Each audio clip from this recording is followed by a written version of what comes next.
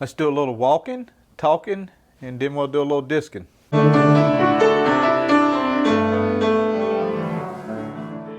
Hey guys, welcome back to the channel. Thank you so much for tuning in, subscribing, watching, likes, comments, all of it. We're gonna go over here and look at the corn. We're gonna do some disking today. Well, since we're down here at it, let's stop and look at this. So here's the graph we did. I suppose this plastic probably won't hurt anything, and later on in the year maybe you can take it off, but this one's doing good. These two kind of, I mean, they're green, but the little bud on it there is kind of eat up a little bit, but we'll see. We'll let them keep going.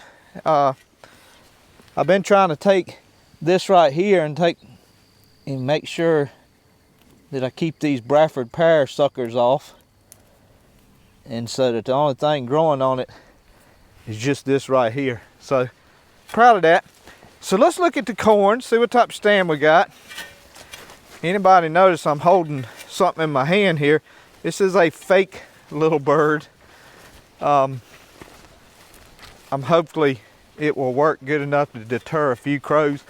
I think I've got a crow or two messing with the corn. So let's look what we got here. Well, I'm gonna put this down in front of the corn so maybe they'll be able to see it.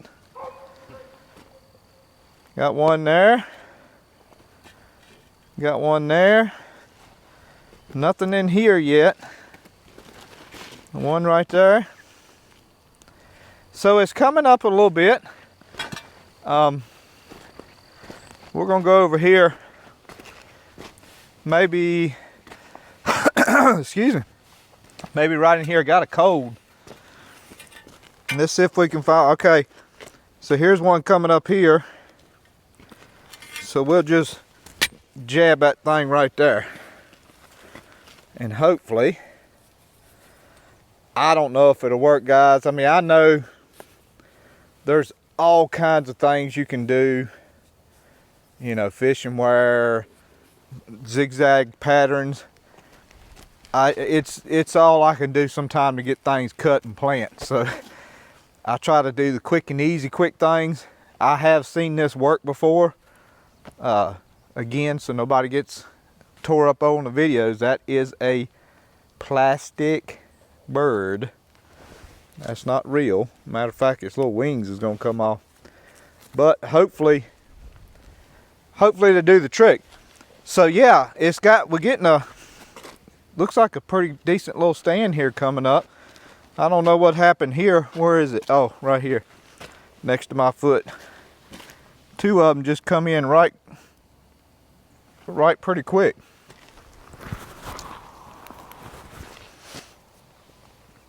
So this planted up good. Hopefully we get a good stand on this. So I know what I was going to tell you guys. I did a video short over the Easter weekend of the Will, Megan, Elliot, and Kaylee hunting some eggs, and I got ready to upload it, and Leno said, well, you got to change a couple things about it. I had a little bit of an ending to it, which was Kaylee opening up an egg that had an engagement ring in it. So Ellie got engaged over the weekend, and that's the Easter egg hunt was a, if I'm saying this word right, a ruse to find that Kaylee would get a golden egg with the engagement ring in. So that's why they was Easter egg hunting. And it got me to thinking, because somebody had commented about that's why all the young folks nowadays are so soft and no good, and because you're still letting them Easter egg hunt at, 20 years old. Even if they wasn't doing the wedding ring thing or the engagement ring thing, it's nothing wrong with having a little bit of good, clean fun.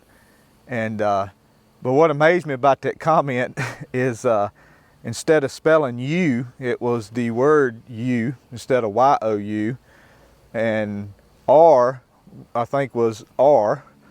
And I thought, got somebody here that can't even spell a word out, talking about young kids being too soft, and you know, I don't know, it just amazes me. But you know, a lot of folks, Will's engaged now, and Ellie's engaged now, and honestly guys, yes, they're both young. Will's 22 and Ellie's 20. And y'all don't laugh at me, I'm not good with, I had to tell y'all a story about me taking Ellie to the doctor when he was little, and I couldn't remember his birthday. That's a good story though.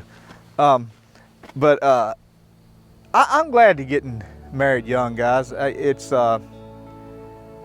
we always, my thing with my boys has always, it's not been to provide a better bathroom or provide a better, yeah, obviously I want a house over the head, a place to sleep, and food to eat. Take that aside. But it's, you know, not a better car, not a better house, and this. And I've always wanted them to have a better relationship with Jesus than I did. A better relationship with God, serving God more.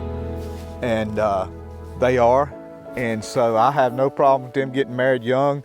As my wife said, you know, a lot of times that's probably better, because then you don't have all this baggage you're carrying into a relationship from all the other stuff. So it's a pretty good deal. But that's, I wanted to tell you guys, that's what the short was. And let's walk over here. We're gonna cut a little bit, and we'll look at the potatoes and a couple other things.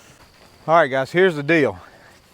I've been going back and forth in my head what to do all day. For example, here's some pigweed right here, and some pigweed there. It's getting pretty green. Got quite a bit of green stuff on it. In a sense, I feel like, well, I'm wasting my time disking this today, because I don't know that I'll be able to do anything to it before next week, because it's supposed to rain tomorrow. But I'm gonna go ahead and disc it and get this green stuff started killing it and chomping it up. And hopefully what I can do, if it does, which they say it's a 90% chance of rain tomorrow. Let me get it out the sun, Will. If it does rain, we'll just disc it again, hopefully. This piece here, I'm trying to get it ready to bed, because this is where some tomatoes is gonna go, some okra, and some other stuff that I'm not so pushed, worried about planting. I don't mind planting my beans and tomatoes and stuff in May. I'm not, they don't, to me, have to be April. But I'm gonna get this ready to bed. The Hastings, that's another thing I've been meaning to tell you guys. I was talking to Roger, which I give Roger, my buddy, the corn, a lot of the corn to feed his chickens with. And he asked me about that Jimmy Red, and I said, well, no, I hadn't, you know, I said, I really don't care whether I plant Hastings or Jimmy Red. I just like planting field corn. So he said, well, plant that Jimmy Red. So I'm gonna plant, I said Hastings, and I made a video already that said chisel plow in the Hastings field, but it is gonna become Jimmy Red. So we're gonna plant that in Jimmy Red. And I need some seed anyway, because the seed I got is about 1.5 years, 2 years old. So I need some seed anyway. So we'll plant that in Jimmy Red, and I'm gonna plant that in the layoff track. I think I mentioned in one of my other videos that I had something planned for that new planter. I'm gonna lay it off with the middle buster on the tractor, and we're gonna plant it in that layoff track, and that should give us something to roll in that little layoff track, some dirt to move around, and may give us, you know, a couple of different ways to cultivate it. I may cultivate it with some feet instead of the rolling cultivators the first time. It'll just be something different. So I was trying to think, and another thing I thought about doing with my videos is trying to, you know, since we've planted the corn, trying to keep you up to date to kind of what we're doing. I like doing that. That way, because when I follow something, I like following something and kind of know, okay, this has happened, this has happened. You know, you get invested in it. You know, when I say invested, you get invested in more than just a tractor. For me, now it might not be for you guys, but for me, I get invested in the whole deal. So, you know, we went to Virginia. That was a good trip. Drove Big Boy up there, got her back and got the oil changed. I had a I had a light come on that truck. The white truck is what we're talking about. It was the, what was it? Tire pressure. Tire pressure sensor light come on, and it wasn't reading any sensors, and it went away like the next day. So I haven't taken it back to the dealer. I have a real complex of letting somebody else work on my vehicles. We finished Will's truck up. I mentioned that we put a clutch in it, and communication is important, guys. Will come home, and I was getting ready to eat some dinner, and he said my crankshaft is vibrating. I said, man, what in the world would that clutch make the crankshaft vibrate? And so I'm sitting there over dinner trying to go through my head, okay, this, that, pilot bearing, you know, is the shaft in there far enough? Did I loosen this up? So it turned out Will was calling the drive shaft the crankshaft. Two totally different things. So now we got a whole different area, and what it was is when I put the yoke back on the drive shaft and put it back against the hog head, I had a little distance between the two caps, which was letting the drive shaft go between the two caps, and so we just loosened it up and closed the gap up on the yoke there, or the universal joint. And long story short, we fixed it. So communication, but we got his truck going, got the clutch in it, everything's working great there, and I'm happy there. He really loves that truck. But let's cut a little bit, and we'll go over and look at the garden in a minute, and we'll say, oh, I know what I wanted to mention too, guys. I'm gonna crank his tractor up for this. Hopefully it won't be too loud. A couple of videos back, I talked about I run that center link so I could raise that disc out of the ground. I don't have it on it right now, so let me show you what it does. So it's actually more level now. But if you look, and I go down the road, I don't have it just a little bit, and it would be touching the road. But that's probably more technically correct as far as discing. The disc is more level than the way you normally see me do it, which is having that center arm on there. And of course, the center arm's got the back end raised up. So this is probably more technically correct.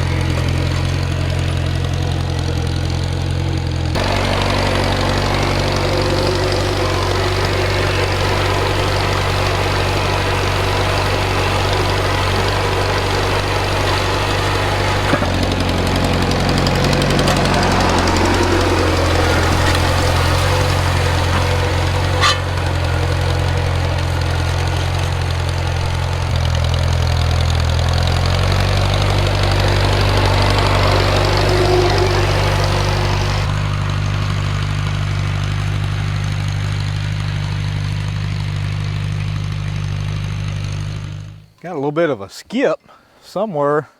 I just put plugs in it. I may not have put the hottest plug as I should have, or a coldest plug. I got to figure out which one it is. We'll finish cutting this in a minute, but Will, I don't know if he got any footage of it, but the tractor sinks down pretty hard down there. There's a wet spring in the ground there, but the good cool thing about it is it's like a bottomless sand pit. And it's not like any pipe clay that will mar you up. Honestly, you can cut through it and just raise the hair up a little bit, and it always cuts through it. Let's look at a few things over here.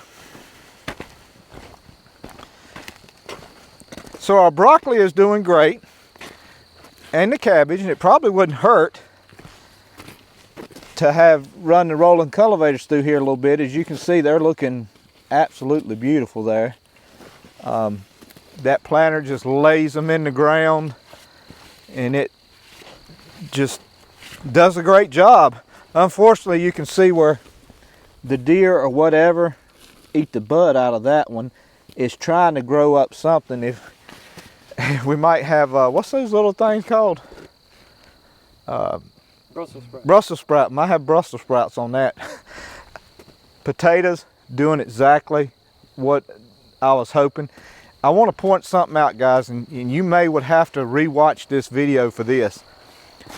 From about here up, you guys can see she's steady. One right after another where the boys dropped it down. Now, if you watch back at the video, I got to a point where I ran out of potatoes that had any eyes on them that I could see. And from here down, we planted those. Now, I can tell you that here's one's coming up. There's 1, 2, 3. I don't see nothing in here yet, but don't give up, because like here's a little bitty bud coming up. One there, one there. Looks like one finally broke the ground here. There's one breaking the ground there. So those little potatoes that had no eyes on them at all, not to mention this row right here, guys, is fantastic. It's no problem. Everything's coming up. And the one thing about that planter that I think kind of helps is the fact that it put them all at the same depth. So, you know, the only thing changed from the bigger ones to the little ones would probably been the age of the eye, how old the eye was. Garlic is coming on good. I'm gonna probably try to put a little more nitrogen on it pretty soon. I'm gonna pull that out because I'll never get that out with a rolling cultivator. But you can see they're getting a nice big old stalk on them there. I mean, that's bigger than my finger, and I got some pretty good fingers. Nice big old stalk. You know, made it through some of the, this is what's left over from some of the cold weather it hit during the fall. But y'all guys are gonna have to guide me on what is called cutting the scapes out, I think, to make a hardier bottom to it. So have to let me know about that. Let's go look at the onions. Onions, I've never been that, thought it was arrowhead. Onions I've never been that great at. Will planted these for us, and they're coming on. You put that thing close to a potato. What is that? That looks like it was just planted yesterday. But they're coming on pretty good. As you can see, he didn't put them very deep because you can still see the top of the onion plants there. I like them, they look good. So cold weather garden seems to be doing good. And I did find a few carrots. Let's go look at them. So let me show you a few carrots, guys. So we got, you know, I'm proud of it. That's grass. Here's a couple, and I think this is one that maybe fell over. We planted them here. Uh-oh, that may have been one there. That could be 2 there. I just think it took them a little bit to come on, but here's one here. We'll let it continue to grow and see what comes out. Now I know this is not one, but look how close they look. Here's a carrot, and that's Mr. Ragweed. So we'll take him out of the equation. There's one, a couple here. Some coming up through here now. These are not one. And then from about here down, I didn't have any, there's ragweed. I didn't have any boards or anything, and a few still come up. That may be one, that's probably one. And then right here. So, you know, it was an experiment for me. So hopefully it'll work out. Sammy come out here, and the first thing I told Sammy, I said, Sammy, walk through that garlic and pull. Now, y'all keep in mind, guys, he just walked through here. And I don't know how he managed to not see that, Sammy. Pull everything you get your hands on, okay? Okay. All right, so Sammy's geared up now to pull some weeds. Guys, appreciate y'all tuning in. All right, guys, had a phone call, sorry.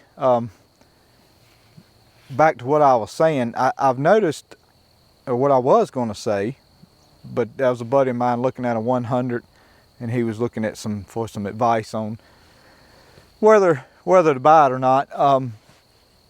I noticed, guys, if you made it this far and you hadn't subscribed to the channel, I'll say maybe consider subscribing. I've noticed that a lot of my subscribers, they do watch this channel, and but I do notice that 75% who watch my videos are not subscribed.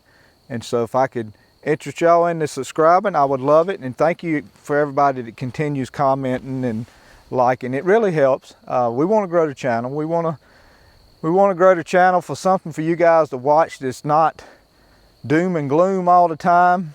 We know how bad it is. I ain't got to tell you guys. And I certainly don't have to tell you every day. And you know, something that you can watch, and maybe occasionally a new person might learn something. I know a lot of you guys that watched it, you know, you've done all this before and you've seen it happen. So, but enjoyed. Hopefully, won't rain too much, and we can get some Hastings in the ground next week and get this bedded up and ready for sweet potatoes, and get this bedded up ready to plant green beans in. And then depending on where I got to work too, if I'm going to Charlotte or Raleigh or Rayford or wherever it is I have to work. But thank you guys again. God bless you. God loves you. We'll see you. When I was lost and hopeless, when I was at my worst, it's grace that you extended that I did not deserve. I am so amazed by all you have done. I cannot explain the depth of your love. Limits can't contain the heart of you, God. I'm amazed at the depth of your love. Your mercy came and found me, gave me a second